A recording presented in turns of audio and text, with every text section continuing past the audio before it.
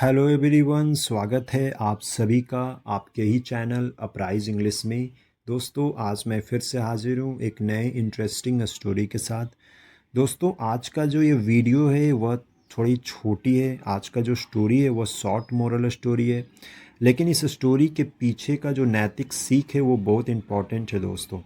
उसे हम लोग जानेंगे और इस स्टोरी को हमेशा की तरह वर्ड बाय वर्ड ट्रांसलेट करेंगे, इसके ग्रामर स्ट्रक्चर को देखेंगे और हर एक वर्ड मीनिंग का करेक्ट प्रोनाउंसिएशन जानेंगे। सो दोस्तों, अगर आपने अब तक चैनल को सब्सक्राइब नहीं किया है तो मैं आप सबसे हम्बल रिक्वेस्ट करूंगा कि प्लीज़ चैनल को सब्सक्राइब करें, लाइक करें और अपने दोस्तों के साथ ज़रूर शेयर करें। तो चलिए इस कहानी को पढ़ना शुरू करते हैं। The crow and the water picture. Crow crow का मतलब होता है कौवा, and the water picture picture का मतलब होता है मटका या फिर घड़ा। वाटर पिक्चर यानी कि पानी का घड़ा।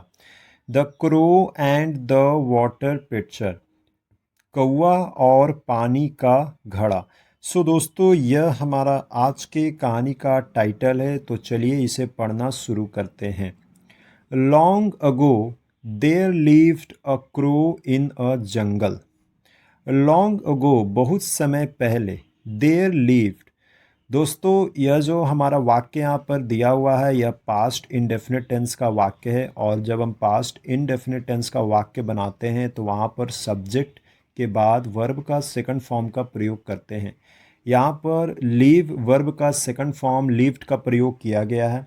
लिव्ड का मतलब होता है रहता था या फिर कहीं पर निवास करता था, और लिव्ड से जस्ट पहले इंट्रोडक्टरी देयर का प्रयोग किया गया है। यह जो है सब्जेक्ट के जगह पर प्रयोग किया जाता है, इसका अपना मीनिंग कुछ नहीं होता। देयर लिव्ड अ क्रो इन अ जंगल। बहुत समय पहले एक जंगल में एक कौवा रहता था। Once he was wandering in search of water to quench his thirst. Once एक बार, ही वॉज वॉन्डरिंग। दोस्तों, वॉन्डरिंग का मतलब होता है भटकने वाला।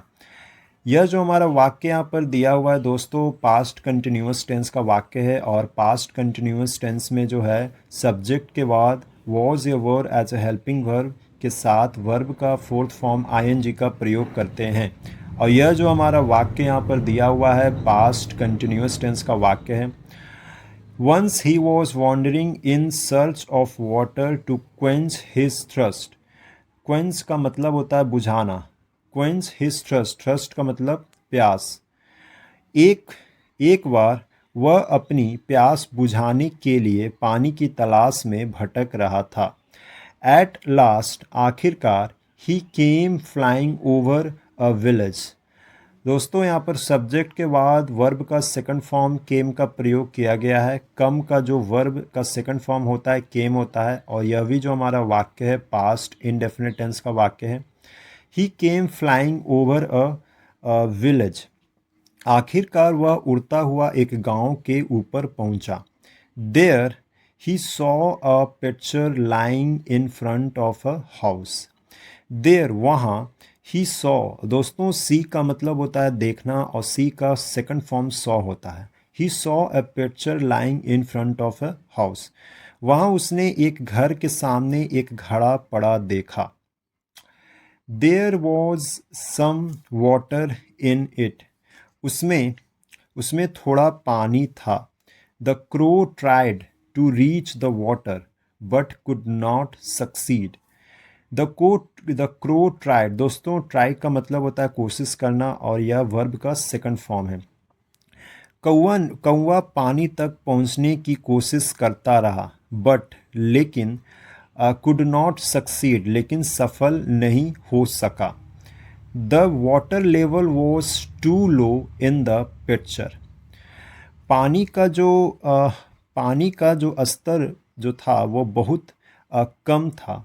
The crow began to think of some practicable device and finally came up with a bright idea. The crow began, begin verb का सेकंड फॉर्म began का प्रयोग किया गया है दोस्तों।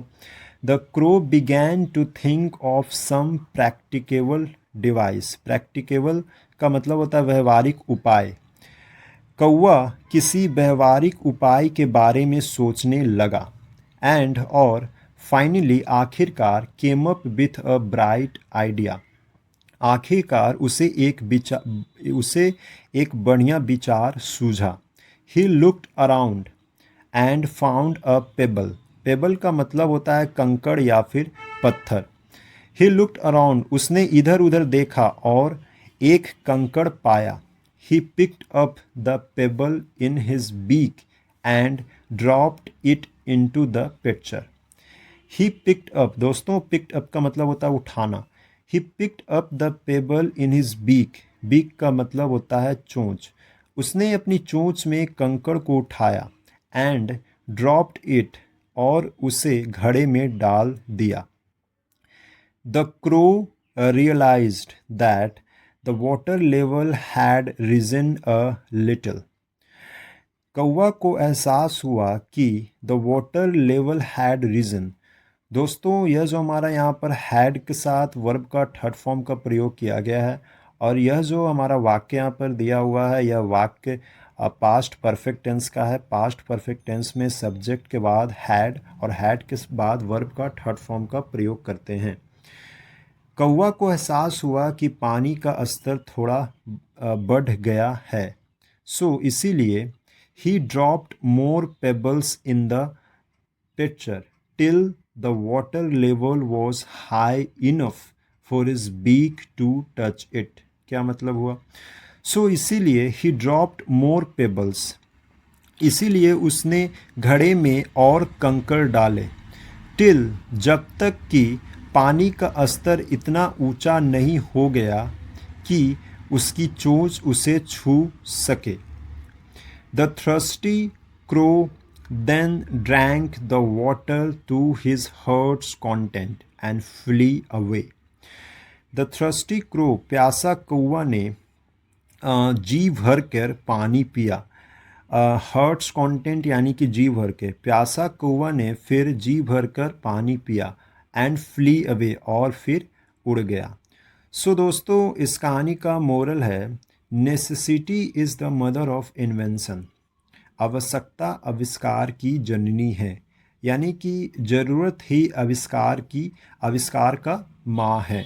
ठीक है। सो दोस्तों इस कहानी में किस प्रकार कौवा ने अपने बुद्धि और विवेक को यूज़ करते हुए उस घड़े में जो पानी था, उसे बहुत प्यास लगी थी, लेकिन उस घड़े में जो पानी था उसका स्तर बहुत नीचे था, लेकिन उसने अपना विवेक, अपने बुद्धि को प्रयोग करते हुए उसने वहाँ आसपास के एरिया से कंकड़ पत्थर को उठाकर उस घड़े में डालना शुरू कर दिया, और इस तरह वो जो पानी का स्तर है वो ऊपर आ गया, और इस तरह उसने अपना जो प्यास था उसने अपना प्यास बुझाया। सो इसी के साथ ये स्टोरी यहीं पर समाप्त होती है दोस्तों। आई होप ये स्टोरी से आपको एक बहुत ही अच्छी सीख मिली होगी। सो इस स्टोरी को, अगर यह वीडियो आपको पसंद आई हो तो मैं आप सबसे रिक्वेस्ट करूंगा कि प्लीज़ चैनल को सब्सक्राइब कीजिए, लाइक कीजिए और अपने दोस्तों के साथ ज़रूर शेयर कीजिए। तो आज के लिए इतना ही। मैं एक बार फिर वापस आऊँगा एक नए इंटरेस्टिंग स्टोरी के साथ। तब तक के लिए धन्यवाद। Thank you.